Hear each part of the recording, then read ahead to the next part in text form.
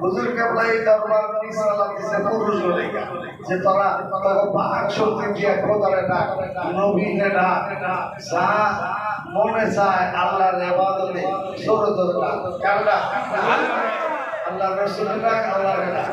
তাহলে এই জন্য আপনাদেরকে আওয়াজ দিই।